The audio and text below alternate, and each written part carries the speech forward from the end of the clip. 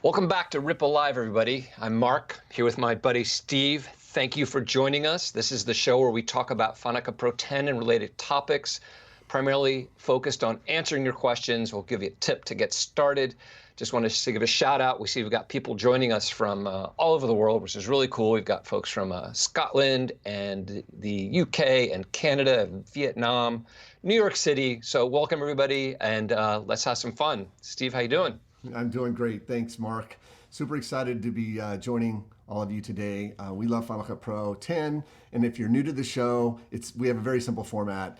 We have a chat window. You can post your questions, and Mark and I just kind of go down the list and answer them using Final Cut Pro. Sometimes we just answer them straight away, and sometimes we'll use the interface to answer them.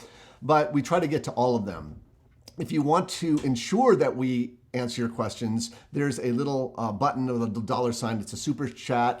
You can donate to the show, whatever you want. And of course, what that'll do is pin your comment to the top. We'll get to the super chat questions first, and it's a great way to support the show. So if you don't, just again put your questions in there. If we don't get to your questions, it's not like we're deliberately skipping over them. But the text kind of goes by, and we sometimes miss. If we miss a question, just post it again. We'll try to get to it.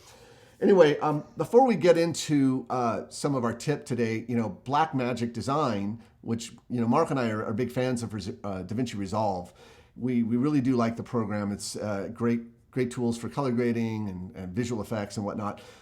They did a live stream yesterday, Grant Petty, and one of the things that was really interesting to me was, two things. One is how much time he spent on the cut page, which is their Final Cut Pro 10-like editor, although there's definitely some differences in the UI, but you could see what they're doing with that app. They really want to make Resolve much more friendly to someone who's stepping into it for the first time. They're not overwhelmed with all these pages and like, hey, I can just get into the cut page and get to work. One of the things I found really interesting, if you go back and watch the video, I highly suggest you do, is how they're handling like multicam implementation as a sync bin. It's definitely worth your time to watch it. The other announcement I thought was really good is the new Blackmagic camera. I love the Blackmagic Pocket Cinema camera. We've shot a bunch of stuff with it, and the fact that they now have a 6K version, 6K yeah, that has like EF mounted lenses.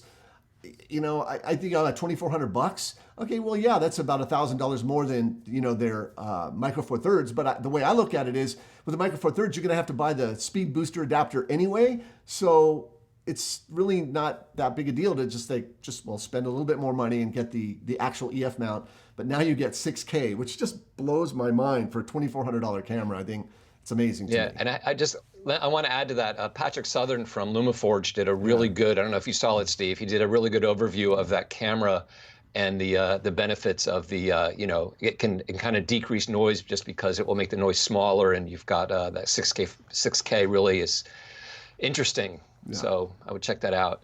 Yeah, I'm excited. So before we get into a tip, let's see, where's my glasses? I can't see. I don't know, turning into an old guy here. I want to talk quickly about Mark's upcoming webinar. We've been doing more and more webinars that people have really responded well to.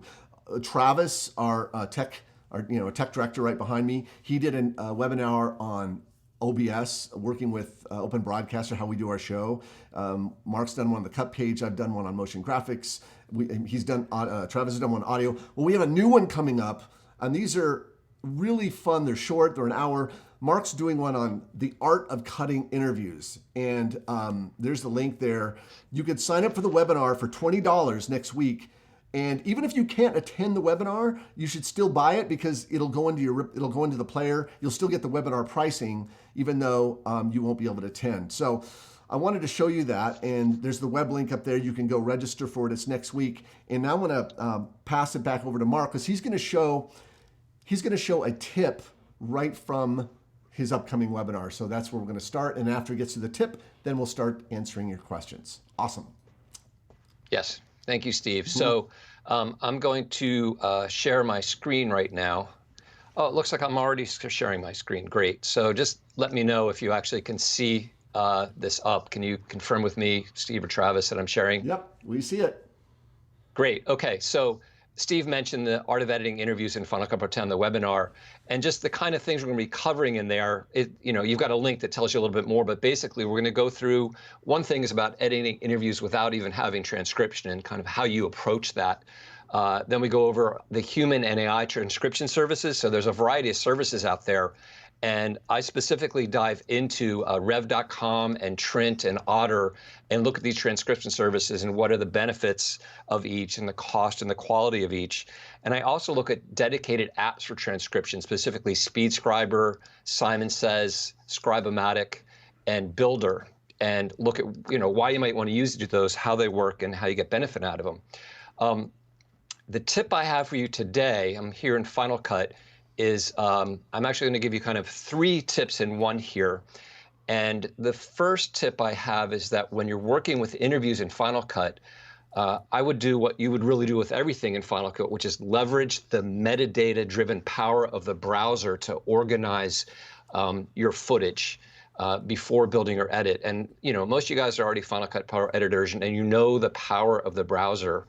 People new to Final Cut, and somebody asked earlier in our feed here, like for new people coming in new, what's hard for them to wrap their heads around? And they mentioned media management, which is something that is absolutely true. But the other thing is, people often are generally used to organizing in the timeline. They dump a lot of clips in the timeline and start trying to move them around and trim them down and figure out the right order and figure out what to do. And they don't understand how much of that you can do directly in the browser in Final Cut, how much of the work you can get done. So when you get to the timeline, a lot of your work's already done. So tip number 1 is to really organize as much of your interview in the browser as you can. So how you do that? One way is getting a transcription into the browser. And we cover more of that in the webinar, but I'm going to talk here about ways that you can get transcription information into the browser manually.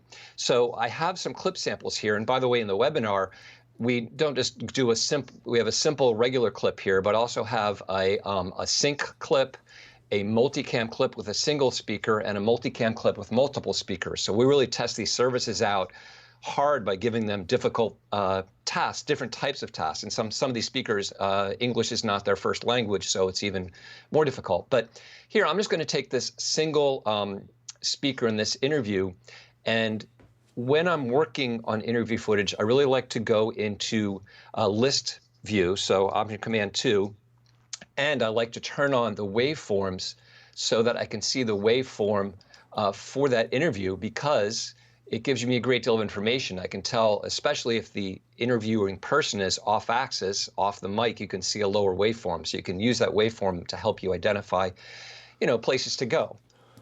So that's my first tip, is really use the browser. And the second tip is, instead of using favorites, use keyword ranges.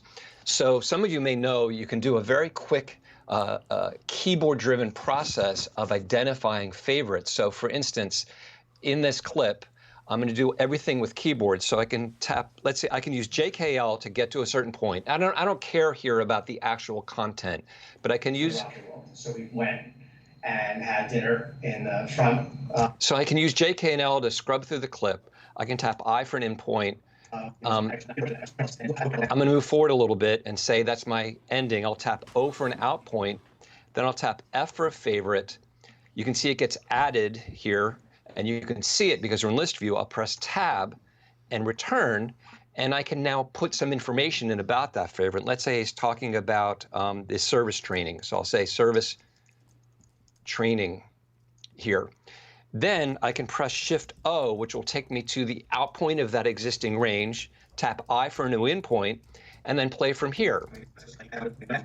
And then maybe I'll tap I for new in point, O for now out point, F, tab, return, and he's talking about the menu design here. So I can really quickly go through and identify good sound bites I want and give them meaningful information in the favorite. Here's the problem with favorites, though.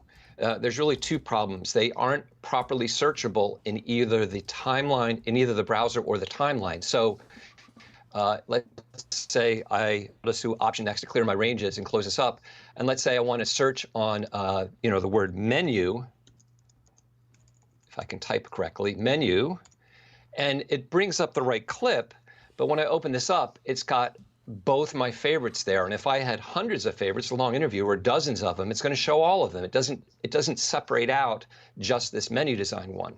So because of that, and because of the fact that favorites don't pull down to the timeline, I recommend using keyword collections, keyword ranges. So what you can do is take the notes field, and by the way, if you don't see your notes field in your in your browser, you can right-click and go down and make sure it's selected here.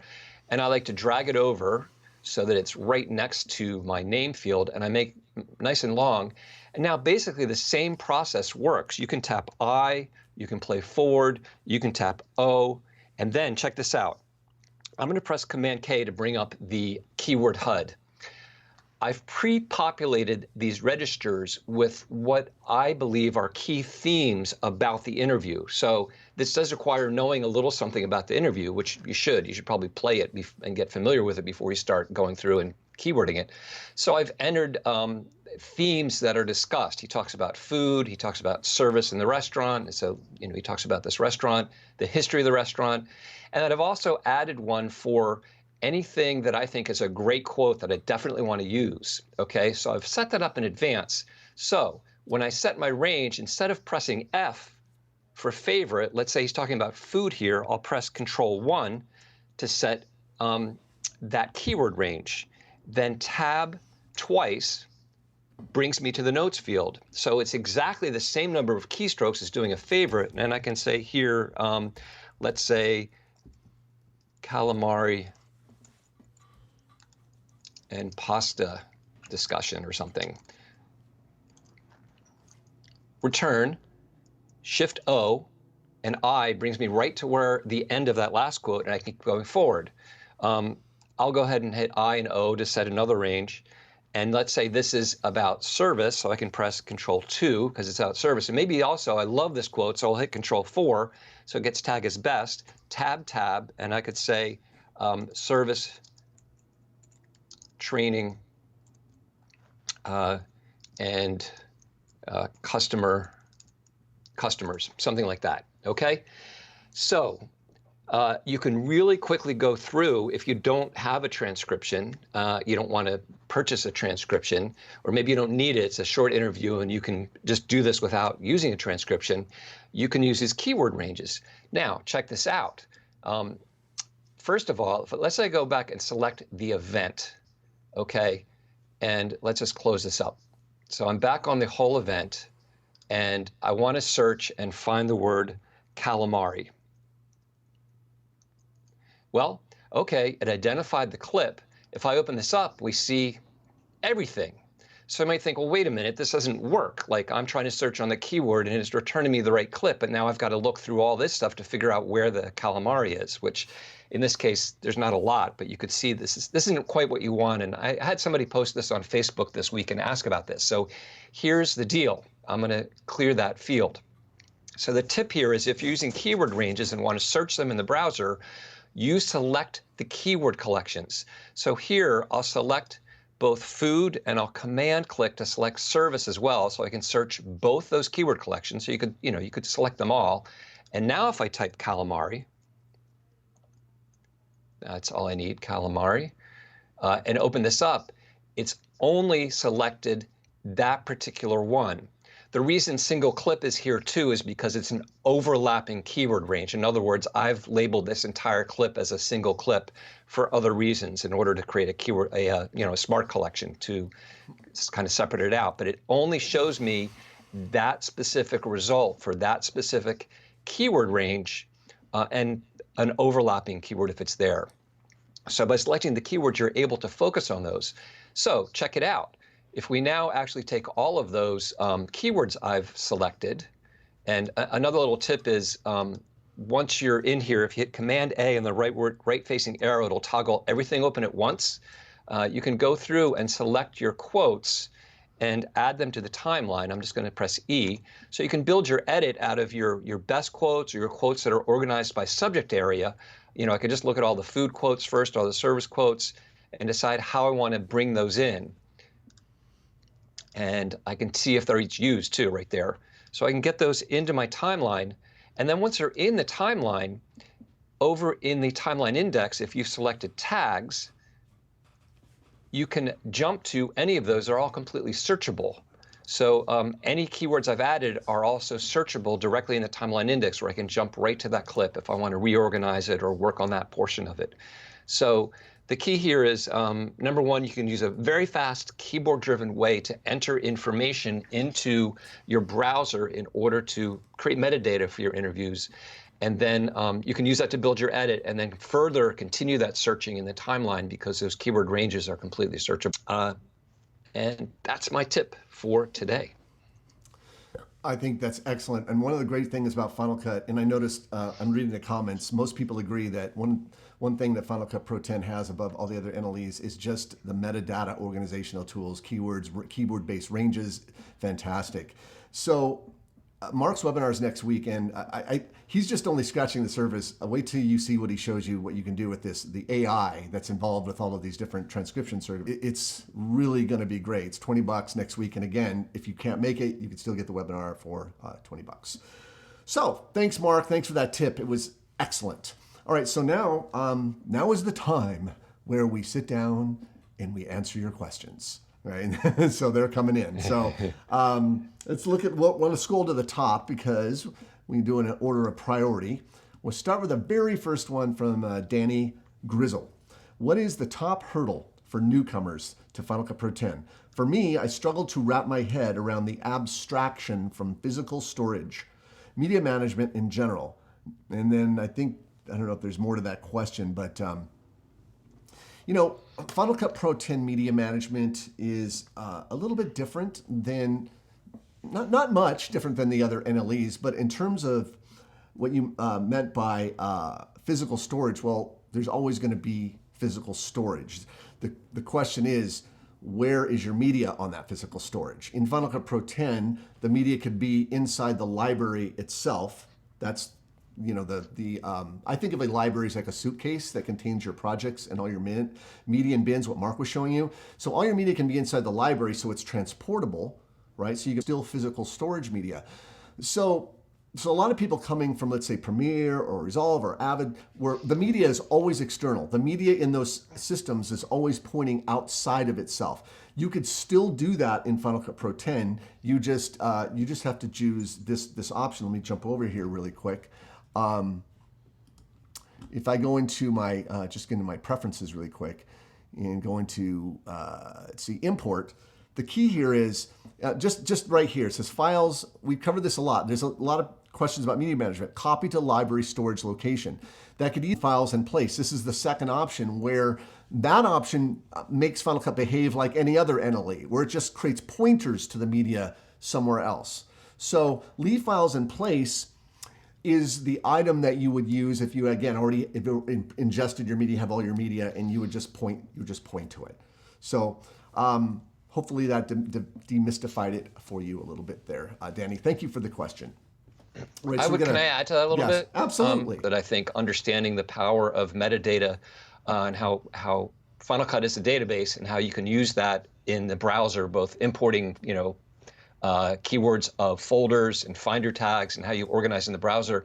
And I think the third one for people to wrap their heads around is the magnetic timeline. And I think if somebody's brand new to editing, they get it immediately. I was just teaching a bunch of high school kids, and they don't even need to be taught. I mean, they just go. But if you're coming to Final Cut from another NLE, a track-based NLE, working in a trackless environment with this magnetic timeline is hard for people to wrap their head around. They want to work the way they've been used to working. And in fact, I try not to show them the position tool, because once they get that, they think that's kind of hard for people to wrap their head around. But once they get through that, then they're sort of on the other side of the wall and will never go back. Yeah. My friend, who's the editor in England?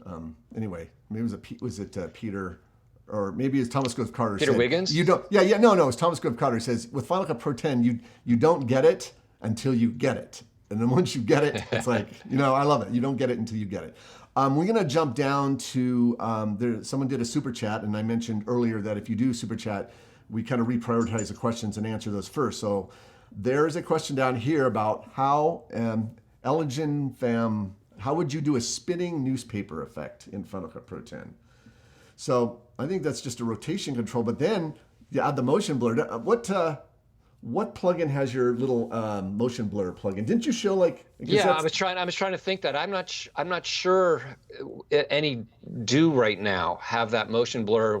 I think we give it away on our website. So I'm looking for that. I was actually just downloading a newspaper to try to throw it in there, because you can very easily just grab an image of a newspaper and keyframe its rotation to have it spin, but you're not going to get that nice motion blur unless you add the motion blur plugin.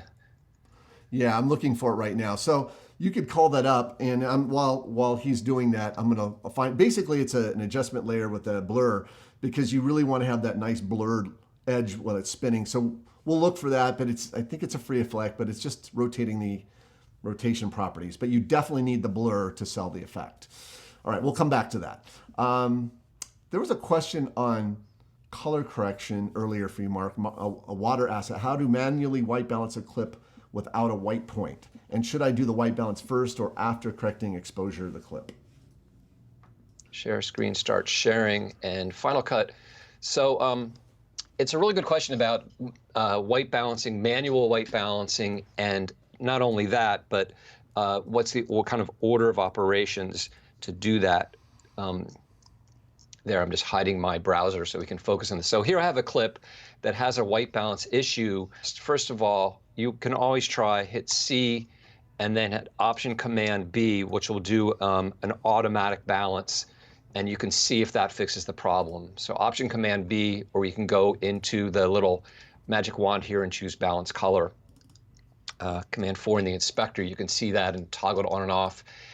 But it'll automatically try to balance it even if there's not something white in the shot, so that could work. You could also choose its white balance option and try to sample something. You don't have to have something white, by the way. When you sample, it needs to be something that doesn't have color, so it could be something black or gray into the color inspector.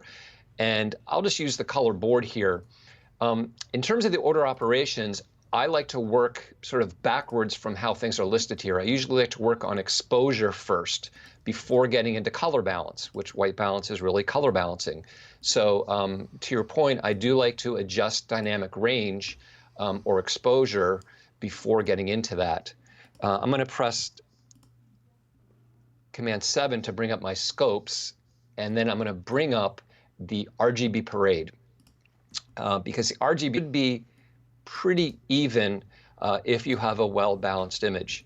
So the way to handle that would be, you could go, if you're in the color board, you could go over to the color pane, and honestly there are many different ways to handle this, but one would be, well, I see some blues in the highlights here, so I could use the highlight puck and move it into the blues and try to pull that down a little bit to remove some of that cast. Okay, I'm definitely going to have some in there because there's a lot of real blue in there, so you're not going to be perfectly balanced on these waveforms, but you can see in the shadows they're pretty close. The blues in the shadows might need to pull those down a little bit, so I could try to adjust those. You can see how they're all moving, and I'm just trying to get them pretty the 3 different waveforms in the RGB parade, and I'll toggle that off and on, and it looks like I've removed some of that cast that we have in it.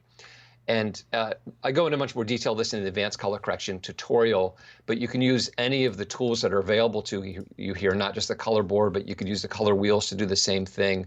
Or color curves can actually be really helpful to go and identify just in the midtones. If I want to pull the reds back a little bit, I could pull back the curve there and try to, pull out some of the red in there. So I'm sorry, it's not just a one-click answer, although auto balance could work for you. But the basic idea is using that RGB parade to do that. Awesome. Okay, so I want to get back to the question about the spinning newspaper. So really quickly, if I go back to my Final Cut Pro 10, by the way, here's here's a shot of a couple of bottled aliens. And yeah, I don't even want to begin to explain where I got that image, but and we have our free plugins, and you go here, it's called the RT Motion Blur. It's free. You can download it and it adds the blur. Now I downloaded it, but I didn't have Steve, yeah. Can you just explain that if you go to the plugins menu, it's under the RippleLIVE thing. It's not under. Right. Yeah, you have to go to plugins, RippleLIVE. Yeah. So what they are is we have a plugins, but we have FX Factory and then we have RippleLIVE. It's under this category. If you go to RippleLIVE, these are all our free ones. Like, well, there's not all free. There's the helpers one, but there it is. There, RT Motion Blur, and you can download. I didn't have a chance to. I think that shows up in custom, but I think I have to quit Final Cut Pro, Mark, for it to show up. It's not just showing up in my custom category here. It should. Did you install it in your Motion Templates folder? Huh. Yeah. So show up under. I think should be under. It's in the titles browser. Oh, it's in the titles browser. Yeah, it's a title. It's an adjustment layer. Oh, I see. So go into here, and I think it's probably under custom, right? Let's see, custom, and I think so. Oh yeah. Let's see, where is it? See, blur. It's the soccer ball. Oh, there it is. So I'm going to drop this on top of the clip there, and you can adjust it. But so check it out. Hey, check it out. Extra, nice. extra, aliens landing in Arizona.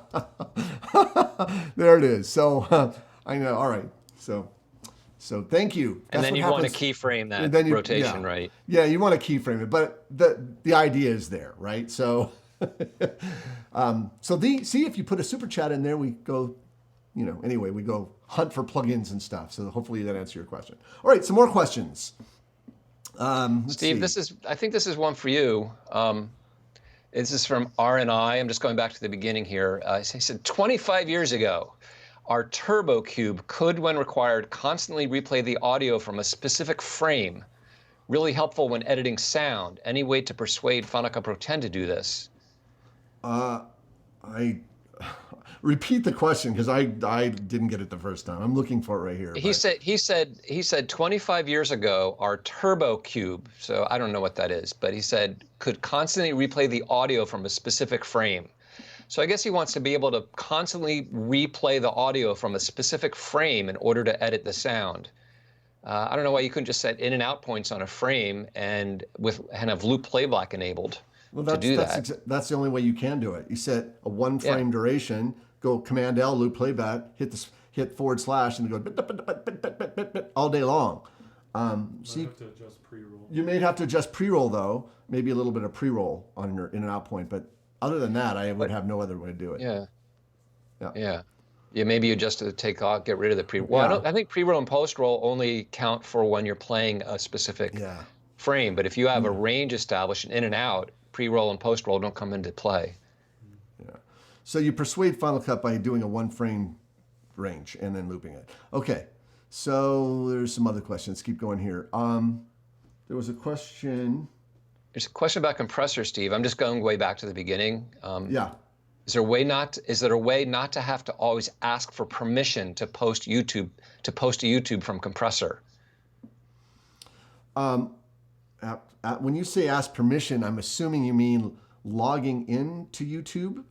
You have to use your login credentials. You shouldn't have to do that once you set up your credentials. So, and it's the same as Final Cut. So if I go to Final Cut Pro 10 and I have a project that I want to send to YouTube, and this is identical to Compressor, it shouldn't be any different.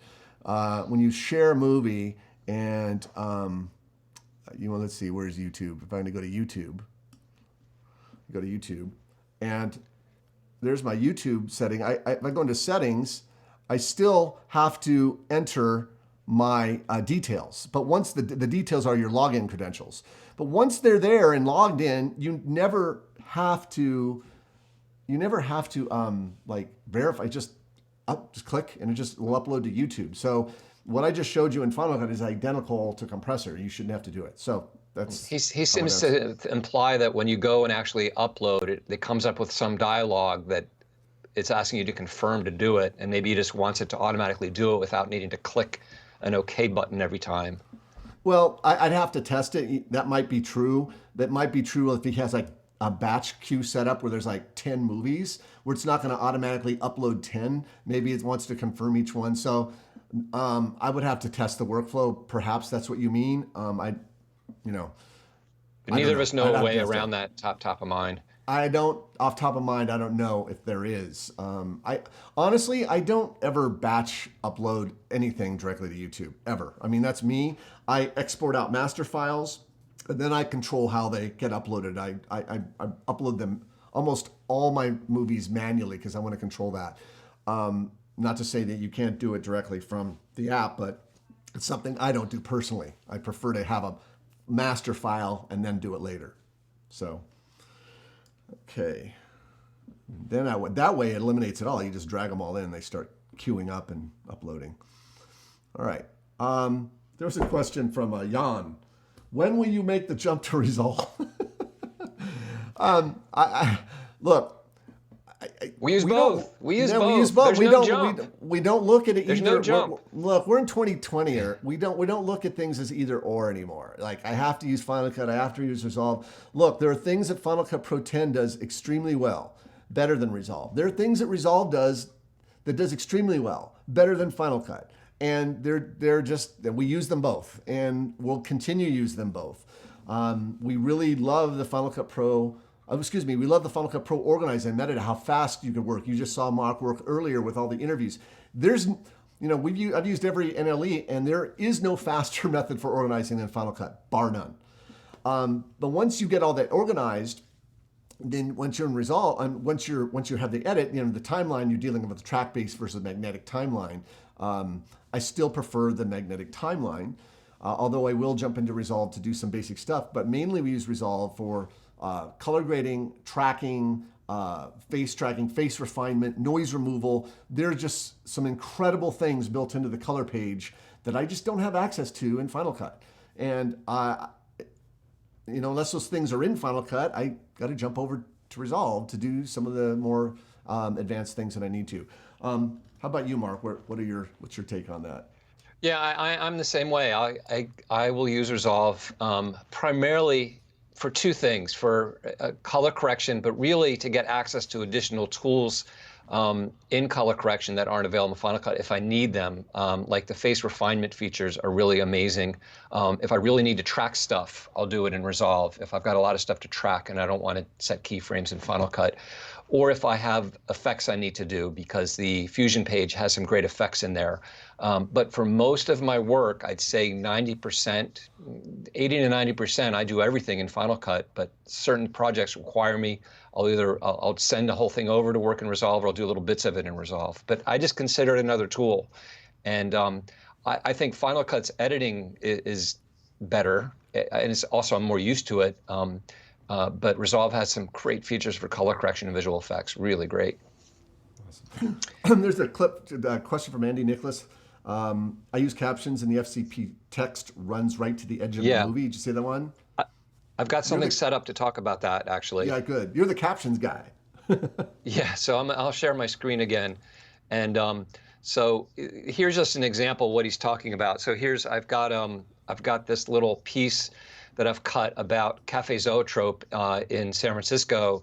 And you can see the captions here. I have, it's an SRT file that was imported, and here's the captions. And you can see how they go to the edge of the screen. Sometimes they do, sometimes they don't.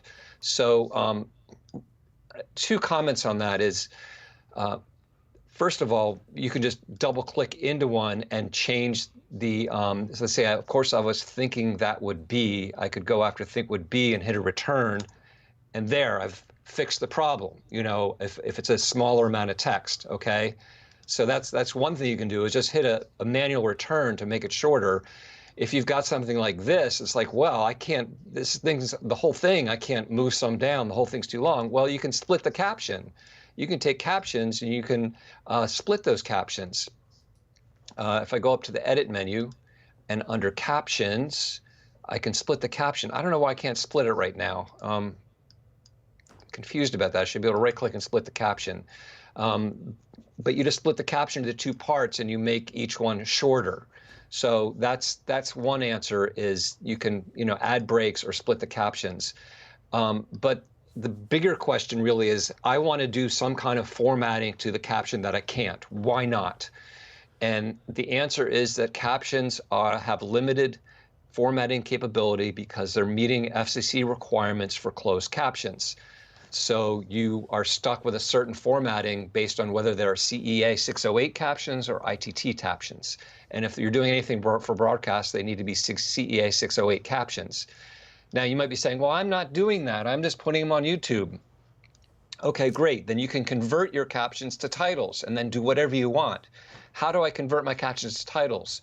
Go to spherico.com and get their caption converter. It's free and it's great. So Spherico, I'll just bring up the website. And by the way, my webinar is not about captions. The interviewing webinar is really about how to use transcripts and how to work on the front end of building your edit. Captions are at the back end when you finished everything. Sorry, and it's not Spherico. I do this every time. It's Spherico. While you're doing that, Yeah. I have a question, but you're not talking about burning in the subtitles as text, which you can do in Final Cut, correct? Yeah, you could burn in your captions. If you want them as captions, you can burn them in Final Cut. If that's all you care about, you can just, when you export, maybe I should show that. Here it is. It's spherico.com/film tools, SPHERICO. And the one you want is called X-Title Caption Convert. Conversion of Apple's caption projects into standard title projects. The only reason you want to do that, let me clarify, is if you want to do additional formatting. If you want your captions, this is another question that comes a lot. It's like, hey, I made these captions, but when I export the video, I don't see them. Like, why not? Well, they're closed captions. They're made to be turned on by the viewer in order to see them. Basically designed for the hearing impaired to help people, be able to understand your content. But if you just want these existing captions to burn in, this is all you need to do. I'm going to go to File. I'm going to export a file. Let's say I'm going to export in order to go to YouTube or something.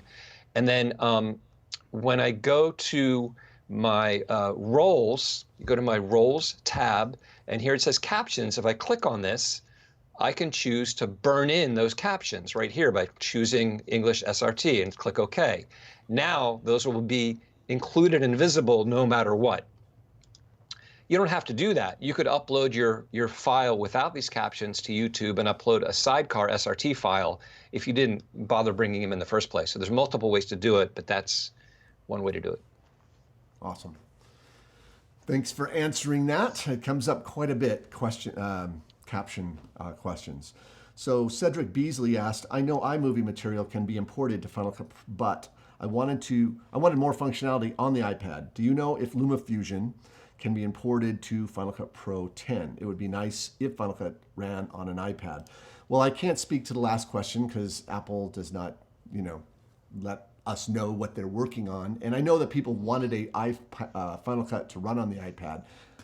I don't know, but in lieu of that, people are using LumaFusion, like you mentioned, which is very close to an Final Cut Pro 10-like experience on the iPad.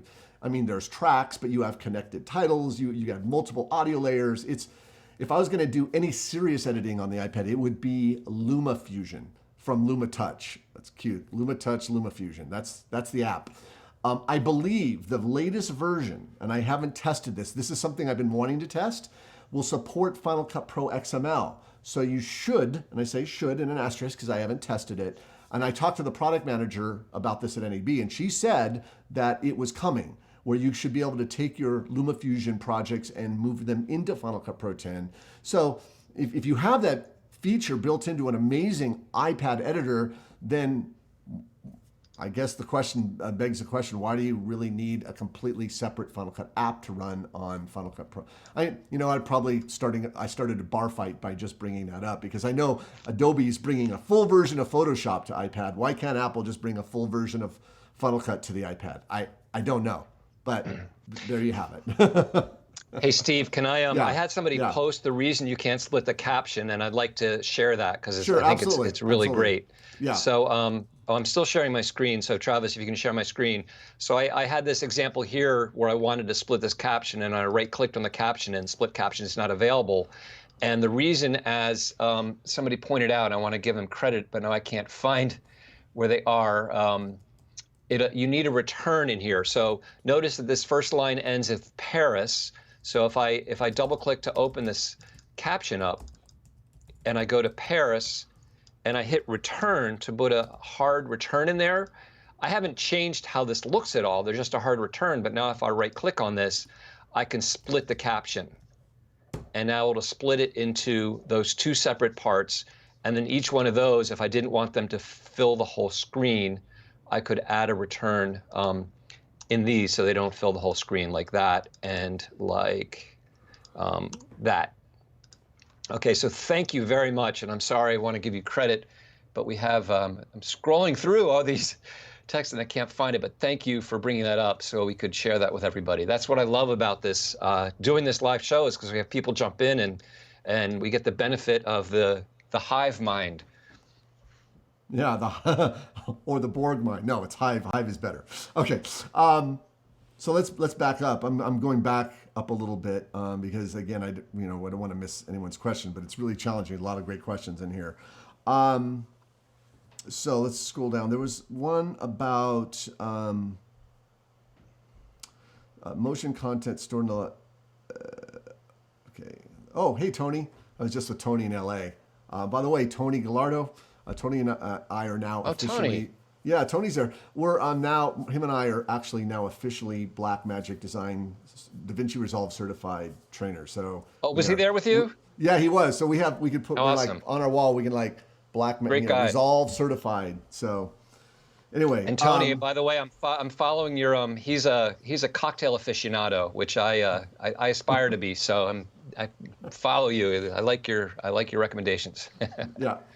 So Musculo Greenview said, with the release of Blackmagic 6K camera, there's hoping someone, Apple or Blackmagic, RAW codec for Final Cut. We've commented about this. I don't know. Apple has their, they're just like little sandboxes. Apple has their little sandbox and Blackmagic has theirs. And I don't know what the politics of getting Blackmagic RAW into Final Cut, but man, I agree with you. Blackmagic RAW needs to be supported in Final Cut. It just does, because right now we can't manipulate any of the metadata in Final Cut, and that's just a shame. Earlier totally I said, agree. Why do I use Resolve? Well, there's another yet reason. I love the Blackmagic Pocket, and I can't work with it natively in Final Cut. So I'm glad you brought that up. So yeah, I agree that there needs to be a summit and favored nation status. They should say, yeah, we should make this work. I don't know if and when, but we all agree that Apple ProRes RAW should be running on all platforms. Blackmagic RAW should be running on all platforms. And what that'll take, I have no idea. So. Excellent. Somebody asked for a link to the webinar in the chat, so I just threw it in there.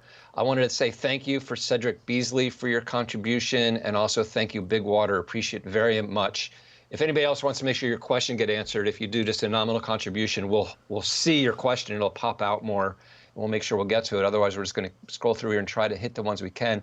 I had somebody saying that you can't view 6K or 8K footage on an iMac Pro, and that's just not true. No, that's not true. In fact, Cedric, it's not true at all. I have an iMac Pro right next to me, and I was able to edit. I have some 8K 360 material, which is really challenging. I'm able to work with it. And even if you watch Grant Petty's demo, he was showing 6K media playing back like butter on the iMac Pro, Blackmagic RAW. So I don't think it's going to be an issue. I really don't. A later model MacBook Pro or iMac or MacBook Pro should have no problem playing that 6K footage. It's optimized. It really is. It's not like you shouldn't have any problems. Okay. Awesome.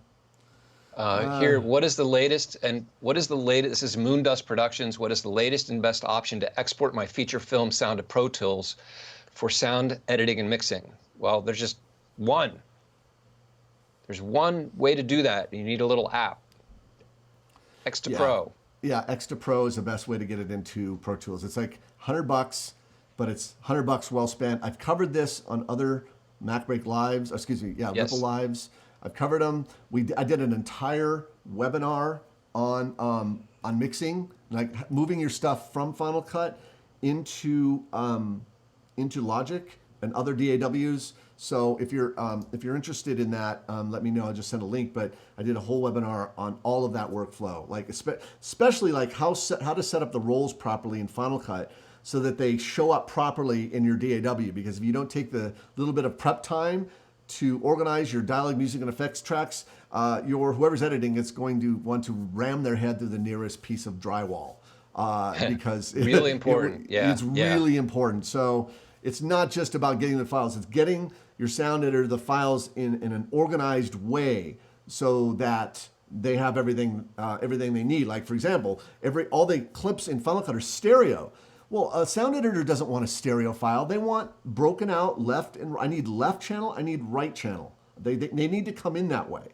And I found that just using the straight XML from Final Cut to Logic, for example, it just keeps things stereo. It doesn't break them out. So using this expensive plugin is going to ensure that every clip, whether it's a stereo or 5.1, will get broken out into its own separate channel for your sound editor. So I agree with Mark. You do really need this plugin. And I would get cool. There's two versions. I would get the more expensive version. There's two because it has additional features you're going to want to use, like having handles to the media. So I would just go. It's worth. You got a feature film. You're having something to sound design. $100, $200, whatever is nothing to be able to have that transfer work smoothly. It's totally worth it. Yeah. Chris Sinclair creates an AAF. Click preferences. Yeah. Make sure merge layers selected so your Pro Tools guy doesn't hate you for your 100 layers of audio.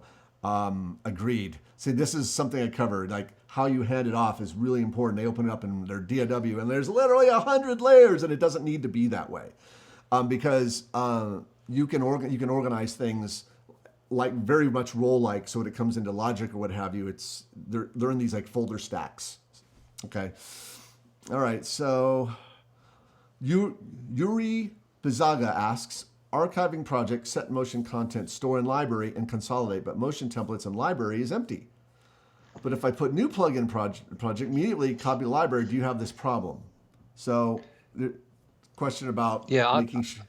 Go ahead. I can try to address that. I'm still screen sharing. So I'm not necessarily set up for it right now, but let me just first describe what he's talking about. So let's say I have a library, so I've got a library here, and I select a library and go to library properties in the library inspector, and I have storage locations. So if I click modify settings, you can choose to store the motion content in the motion templates folder, which it is by default located in the motion templates folder, which is in the user folder in movies, motion templates, or you can put it in the library.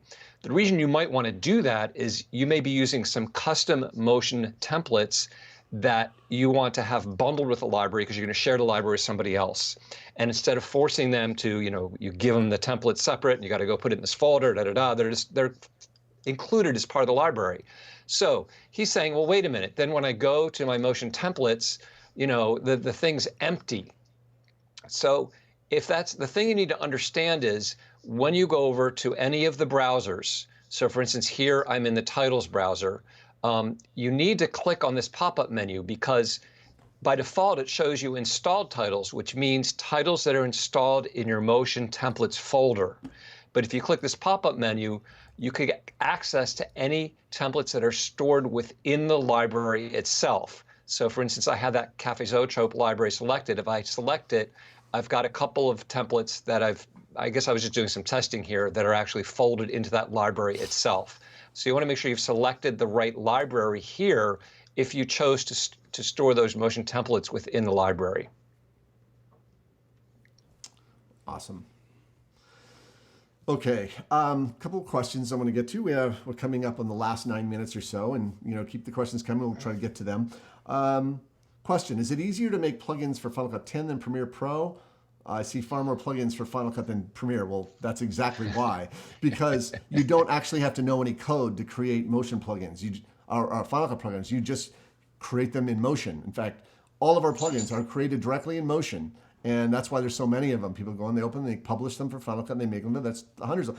Premiere, you have to actually know. See, you have to know coding language. You have to know some object-oriented programming language, and you have to. I'm having a hard time talking today, Mark. Bottom line is that there is no equivalent to Motion in the Creative Cloud world. You have to know code. That's true. You do some plugins. Not all plugins are made out of Motion templates. Some of them include coding. They're made in Quartz Composer and things like that. And some Motion templates depend on components that are a part of FX Pack and other pieces where you have to know a little bit. But you're absolutely right. No, it just doesn't have Premiere doesn't have an environment like Final Cut does. Motion, besides being a great motion graphics tool in its own right, is really a development environment for making titles, transitions, and effects for Final Cut Pro 10, and that's what's so freaking cool about it. Yeah, we agree. It is freaking cool. In fact, we're gonna be releasing a new plugin very shortly. It's gonna blow your minds. It's gonna be really, really cool. We're gonna show a little bit of it, but we're gonna just wait till it's out. But you're gonna be able to do some really cool tracking stuff that they're gonna go, wow, how did they figure that out? Well, Mark's a motion wizard. And if you do want to learn this stuff, I highly recommend you go check out our motion library. We have a complete motion library. Start at the beginning and watch all our tutorials. You can get a whole bundle, like 12 hours of tutorials, and watch them. And you start watching them and start doing it, you'll be able to pick up how to do it. But highly recommend Mark's motion library on rippletraining.com. So there's another question. Rookie question. I'm having LED lights banding in a concert scene, can't remove it. I'm tried flicker free. Okay, I'm going to go back to Resolve again, bring it into DaVinci Resolve. I think it's a studio version of Flickr. Do you remember?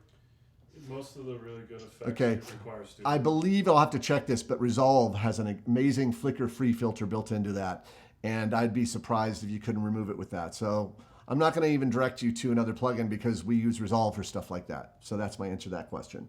Okay. I can answer this next one, Steve. Sure, go ahead. It says, please, can I add a shortcut for custom workspaces? Yes, you can.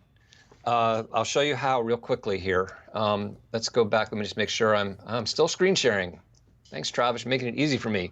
So in Final Cut, if I go to Window, Workspaces, I have a custom Frame.io workspace right here. I'm not going to select it, but it opens up Frame.io and lets me work with both Frame.io and Final Cut in a nice way. No keyboard shortcut. How do you create a keyboard shortcut for it? Well, you do this. You go to System Preferences.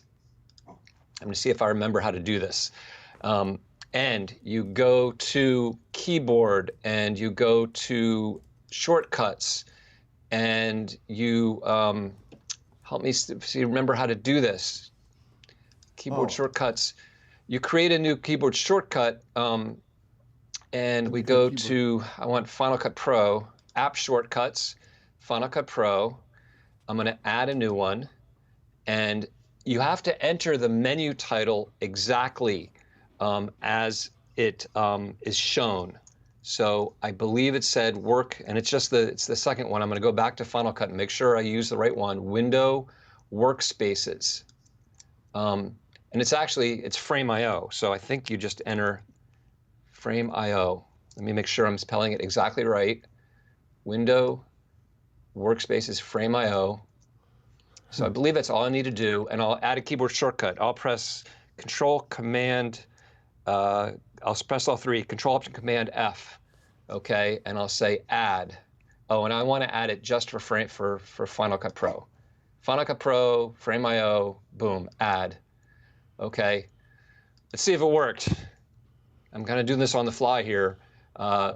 Window, Workspaces, Control, Option, Command, F. There it is. Wow, let me try it. Control, Option, Command, F. Nice. Da, da, da, da. Oh, very nice one. I love it when the plan comes together. All right. There you go. There you go. I'll close that. So, and the only thing I don't like, it didn't actually automatically resize my Final Cut window the way it's supposed to when you save that workspace. I'm not quite sure why, but be that as it may. That's how you can do it. Somebody already they typed the answer in, but I showed you do it. Michael Cunningham. That's how you do it. All right. All right. Well, we're a couple more minutes here, and man, really great questions today. We like doing this, and it's really great to just kind of interact with everybody who's using and loves Final Cut Pro 10.